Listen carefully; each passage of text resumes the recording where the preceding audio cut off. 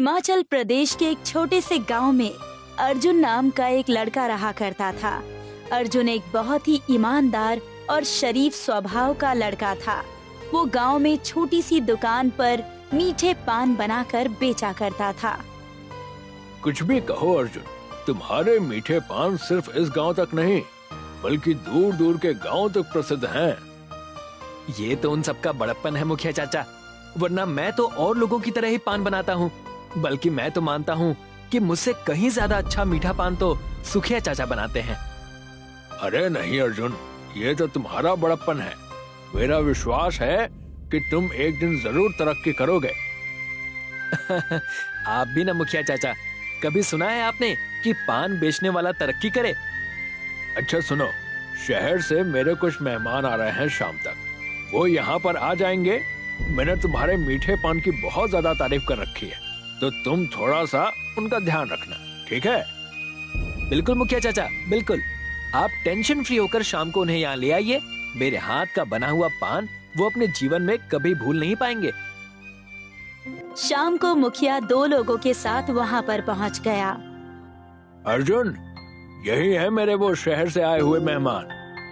अर्जुन ने उन दोनों को 2 मीठे पान बनाकर दे दिए, मगर जैसे ही उन दोनों ने उन दोनों मीठे पानों को खाया, अचानक उनकी जुबान कट गई।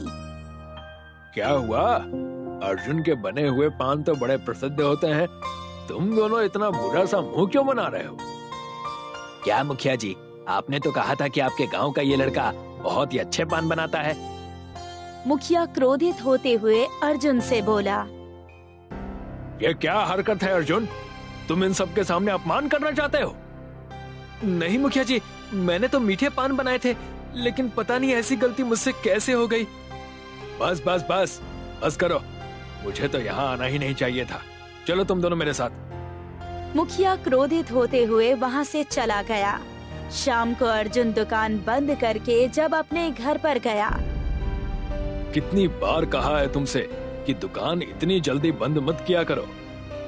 ये कैसी बातें कर रहे हैं आप पिताजी? रात के 11 बज रहे हैं। आप क्या चाहते हैं कि मैं पूरी रात अपनी दुकान खुली रखूं? मैं भी इंसान हूँ, थक जाता हूँ। हाँ हाँ, मुझे पता है कि तुम कितनी मेहनत करते हो। अरे तुम्हारा काम ही क्या है? दिन भर बस दुकान पर बैठे बैठे पान ही तो बेचते रहते हो ना। लाओ जल्दी से, महीने की जितनी भी आमदनी हुई है उसे मेरे हाथ में दे दो। अर्जुन ने 10,000 रुपए अपने पिता के हाथों में रख दिए। पिताजी, इस महीने की आमदनी इतनी ही हुई है। तुम अच्छी तरह से जानते हो अर्जुन कि मुझे झूठ बिल्कुल पसंद नहीं। पिछले महीने तुमने मुझे 12,000 रुपए दिए थे। तुम्हारे पैसे हर महीने कम होते जा रहे हैं।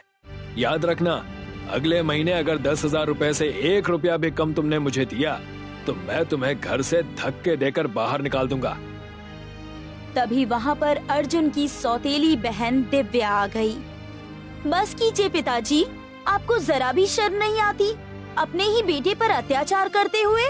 भैया सुबह से लेकर शाम तक जी तोड़ मेहनत करते हैं और अपनी कमाई का 1-1 रुपया आपके हाथों में रख देते हैं। उसके बाद भी आपकी पैसों की भूख मिटने का नाम ही नहीं ले रही।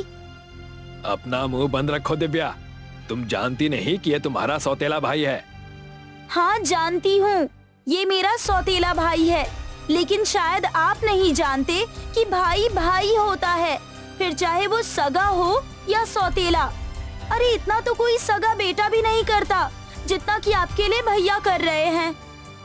अपनी बेटी की बात सुनकर निरंजन दास वहाँ से चले गए। तुम्हें पिताजी से ऐसे बात नहीं करनी चाहिए दिव्या। और पिताजी जो हर समय आपको बुरा भला बोलते रहते हैं, वो कहाँ तक सही है? अब आप हाथ पैर धो लीजिए, मैं आपके लिए खाना लाती हूँ। अगले दिन अर्जुन अपनी दुकान पर पहुँच गया, मगर वहाँ जाकर उसने देखा कि उसकी दुकान टूटी हुई थी और वहाँ पर मुखिया कुछ व्यक्तियों के साथ खड़ा था और उसे क्रोध भरी नजरों से देख रहा था। ये आपने क्या किया? मेरी दुकान क्यों तोड़ दी? कल तुमने जो मेरे मेहमानों के सामने अपमान किया था ना, उसका बदला तो मुझे लेना ही था। मैंने पान में जानबूझकर चूना नहीं डाला था मुखिया जी। अच्छा, तो वो चूना अपने आप ज्यादा हो गया। ज्यादा अच्छा बनने की कोशिश मत करो अर्जुन, मुझे सब पता है। ये सब तुम्हारी चाल थी, मुझे अपमानित करने की। तो इसके बदले आप मुझे मार देते, पीट लेते, मेरी दुकान तोड़ने की क्या जरूरत थी? तेरी ये दुकान अवैध जगह पर स्थित थी, इसीलिए मैंने इसे तोड़ दिया। अब तुम चाह कर भी इसकी रिपोर्ट पुलिस में दर्ज नहीं करा सकते। और वैसे भी तुम्हारी दुकान में था ही क्या, सिर्फ ये पान। मुखिया जी, अब मैं क्या करूंगा? आप तो जानते हैं कि मेरे पिताजी को हर महीने मुझे एक बंधी हुई रकम देनी होती है। अगर मैंने समय पर उन्हें पैसे नहीं दिए तो वो मुझे घर से धक्के देकर बाहर निकाल देंगे। तो फिर तुम एक काम करो अर्जुन, अपनी पान की टोकरी उठाओ और घर घर जाकर पान बेचो। अर्जुन बेचारा फूट फूट कर रोने लगा, लेकिन उसके पास अब घर घर पान बेचने के अलावा और दूसरा कोई चारा नहीं था। उस दिन के बाद अर्जुन टोकरी लेकर घर घर पान बेचने लगा। शाम तक वो इतना थक जाता कि उसे कुछ भी होश न रहता। एक दिन की बात है, अर्जुन पान बेचकर शाम को घर जा रहा था कि तभी एक बूढ़ा व्यक्ति सड़क पर उसे रोता हुआ मिला। क्या हुआ बाबा, आप रो क्यों रहे हैं? बेटा, मेरी पत्नी बीमार है और मेरे पास इतने पैसे नहीं है कि मैं उसका इलाज करा सकूं। डॉक्टर ने तो तुरंत उसे भर्ती करने के लिए कहा है। आपको कितने पैसों की आवश्यकता है बाबा? मुझे 10,000 रुपए की सख्त जरूरत है। काश अगर कहीं से मुझे पैसे मिल जाते तो मेरी पत्नी की जान बच जाती। अर्जुन अपने मन में कुछ सोचने लगा, क्योंकि उसके पास कोई 10,000 रुपए ही थे। बूढ़ा व्यक्ति अर्जुन की बात सुनकर खुश हो गया। ये लीजिए बाबा, 10,000 रुपए आप रख लीजिए और अपनी पत्नी का जाकर इलाज करवाइए। बेटा, मेरी कोई संतान नहीं है, लेकिन गांव के उस पहाड़ी पर मेरी जमीन पड़ी हुई है। तुम चाहो तो उसमें खेती कर सकते हो। बाबा, लेकिन अगर आपके पास जमीन पड़ी हुई थी तो आपने उस जमीन को बेचकर अपनी पत्नी का इलाज क्यों नहीं कराया? इतनी जल्दी उसे कोई खरीद नहीं पाता बेटा। लेकिन बाबा, मैं उस जमीन में किसकी खेती करूंगा? तुम पान बेचते हो ना, तो फिर पान की खेती क्यों नहीं कर लेते? इतना कहकर उस व्यक्ति ने पान का टुकड़ा अर्जुन को दे दिया और बड़े रहस्यमयी अंदाज में बोला, ये कोई मामूली पान का टुकड़ा नहीं है, बल्कि एक जादुई पान का टुकड़ा है। बरसों पहले इस पान के टुकड़े को मुझे किसी ने दिया था। आज मैं इस पान के टुकड़े को तुम्हें वरदान स्वरूप दे रहा हूँ। तुम जैसे ही इस पान के टुकड़े को जमीन में गाड़ कर निकालोगे, कुछ ही समय बाद पान की खेती पूरी जमीन में फैल जाएगी। मगर याद रखना, लालच मत करना और अधिक पान मत उगाना। इतना कहकर वो बूढ़ा व्यक्ति वहाँ से चला गया और अर्जुन अपने घर पर आ गया। पैसे कहाँ हैं अर्जुन? पैसे नहीं है पिताजी, मैं आपको अगले महीने 20,000 रुपए दे दूंगा। ठीक है, याद रखना, अगर अगले महीने पैसे नहीं दिए ना तो इस घर के लिए तुम्हारे दरवाजे हमेशा के लिए बंद हो जाएंगे। अर्जुन ने अपने पिता की बात पर कोई ध्यान नहीं दिया। अगले दिन अर्जुन ने उस व्यक्ति के बताए हुए मुताबिक खुद की जमीन पर पहुंच गया और अर्जुन ने वो छोटा सा पान का टुकड़ा जमीन में गाड़ दिया। और जैसे ही उसने उस हिस्से पर पानी डाला, देखते ही देखते जमीन के हर हिस्से से छोटे छोटे पान उगने लगे। अर्जुन ने उस पान के टुकड़े को निकाल लिया। बाबा तो वाकई बड़े चमत्कारिक निकले। अब वो दिन दूर नहीं जब मैं देखते ही देखते बहुत धनवान हो जाऊंगा और अपनी बहन की शादी बहुत धूमधाम से करूंगा। उस दिन से अर्जुन पान की खेती करने लगा और अर्जुन के दिन बदल गए। अगले महीने अर्जुन ने पूरे 30,000 रुपए अपने पिता के हाथ में रख दिए और वहाँ से चला गया। इसके पास 30,000 रुपए कहाँ से आए? जहाँ तक मैंने सुना है तो इसकी दुकान भी मुखिया ने तोड़ दी। जरूर कुछ ना कुछ गड़बड़ है। मुझे पता लगाना होगा कि आखिर ये इतने पैसे ला कहाँ से रहा है। उस दिन के बाद अर्जुन के सौतेले पिता अर्जुन का पीछा करने लगे और एक दिन उसने अर्जुन को पान की खेती करते हुए देख लिया। वो हंसते हुए अर्जुन की ओर देखकर बोला, अच्छा, तो सारा का सारा माजरा ये है। लेकिन तुमसे बड़ा मूर्ख इंसान मैंने अपने जीवन में नहीं देखा। अरे तुम्हारे पास जब ये जादुई पान का पत्ता है और तुम इससे बहुत सारी खेती कर सकते हो और बहुत सारे पान उगा सकते हो, तो फिर तुम इतने कम पान क्यों उगाते हो? नहीं पिताजी, मैं लालच नहीं करूंगा। लाओ, वो पान का टुकड़ा मुझे दे दो। खेती मैं करूंगा और तुम जाकर घर पर बैठो। पिताजी, आप बात समझने की कोशिश कीजिए। ज्यादा लालच अंधा कर देता है और मुझे ज्यादा पान उगाने से मना किया गया है। तुम अच्छी तरह से जानते हो अर्जुन कि अगर मैंने इस संसार में किसी से प्रेम किया है तो वो सिर्फ धन से किया है। अगर तुमने वो पान का टुकड़ा सीधे तरीके से मेरे हवाले नहीं किया तो घर से मैं सिर्फ तुम्हें ही नहीं निकालूंगा बल्कि तुम्हारी बहन को भी धक्के देकर बाहर निकाल दूंगा। न चाहते हुए भी अर्जुन ने मजबूरी में वो पान का टुकड़ा अपने पिता को दे दिया। मूर्ख कहीं का, अब मैं सारे पान उगाऊंगा और बेच दूंगा और देखते ही देखते मेरा घर हवेली में परिवर्तित हो जाएगा। मगर इसका उल्टा हुआ। देखते ही देखते उन मीठे पानों को जिसने भी खाया वो सब बीमार पड़ गए।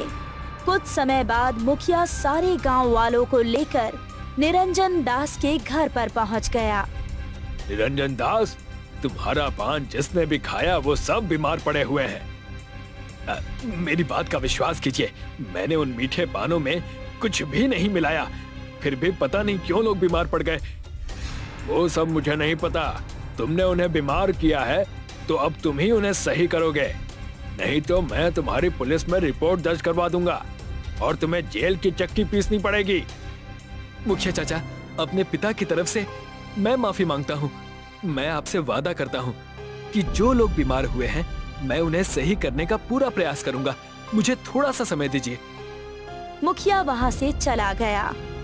मुझे माफ कर दो बेटा, मैं लालच में अंधा हो चुका था।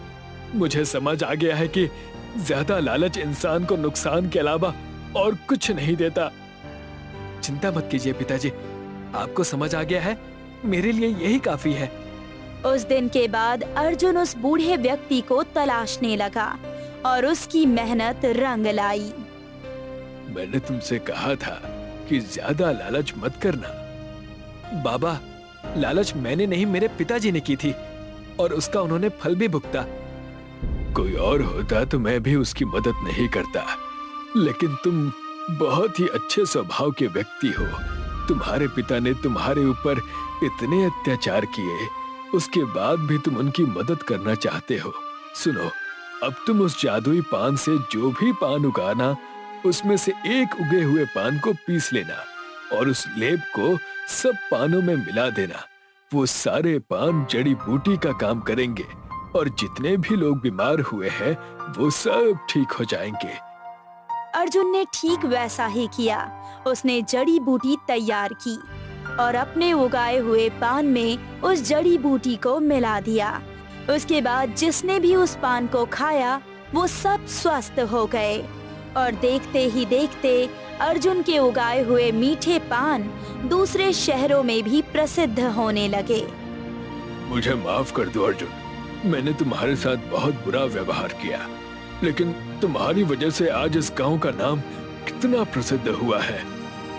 नहीं मुखिया जी, माफी मांगने की कोई आवश्यकता नहीं है।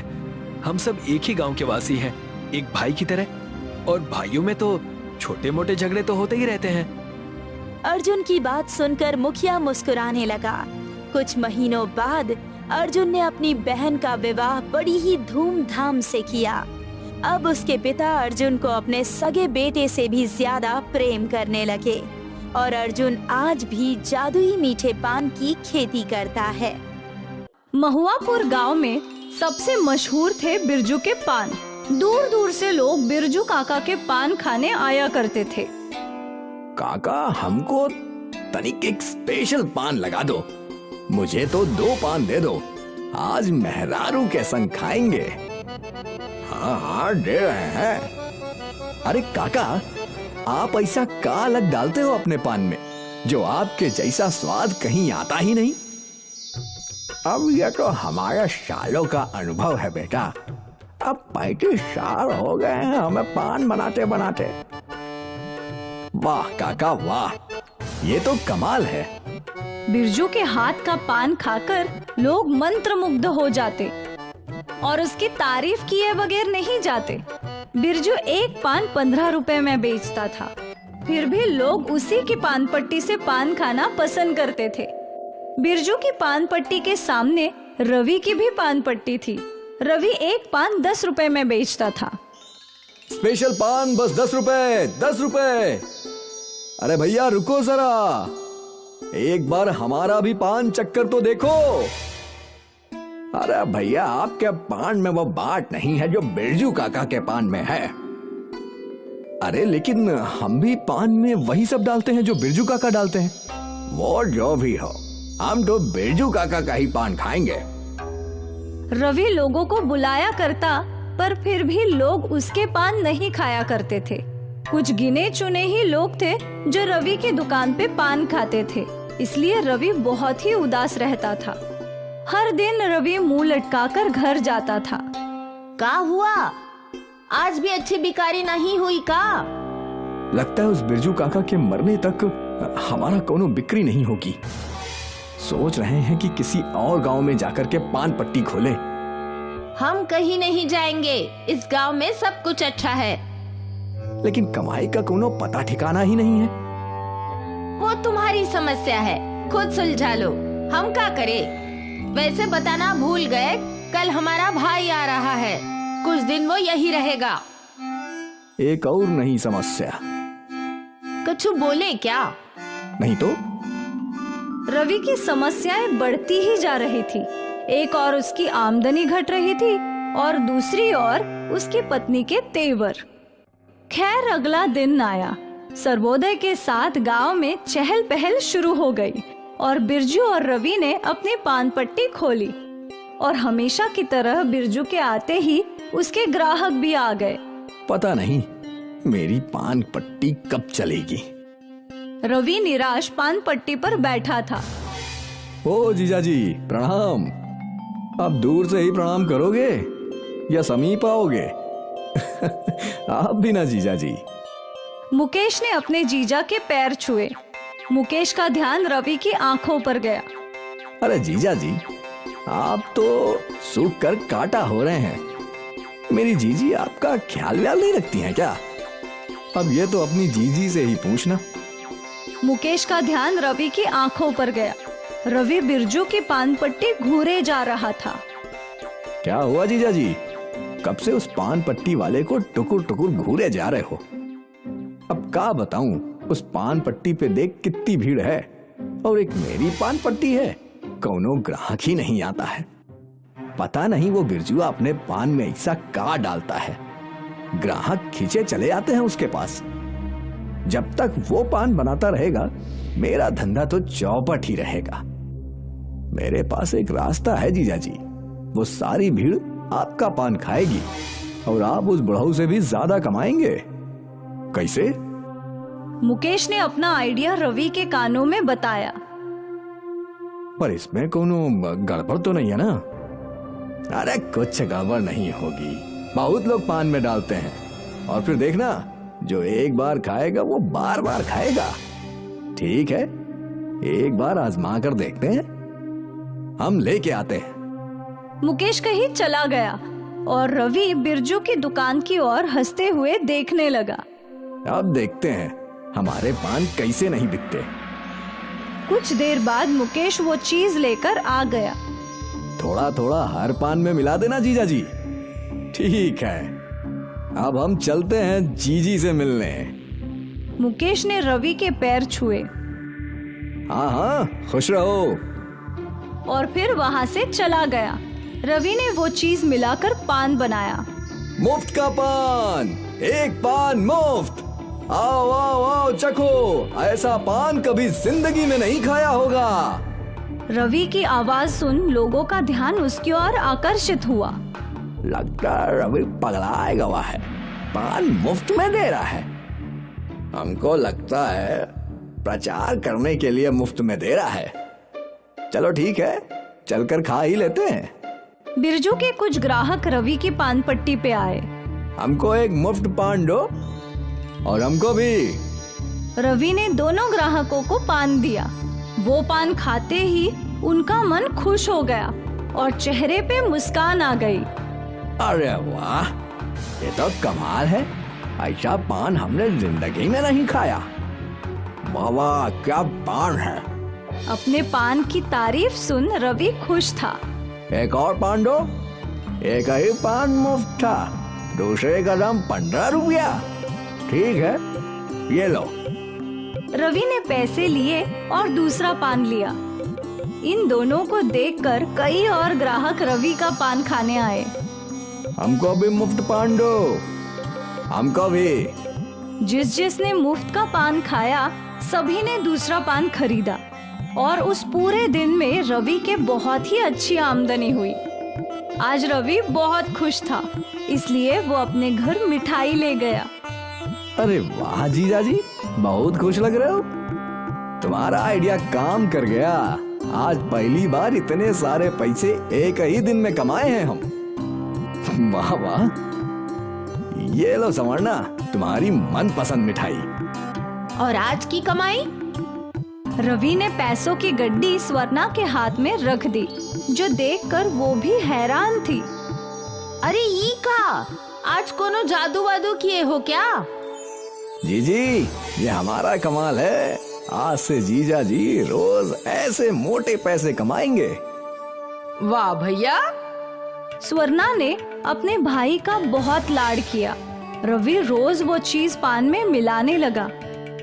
ग्राहक उस पान को बार बार खाने आने लगे।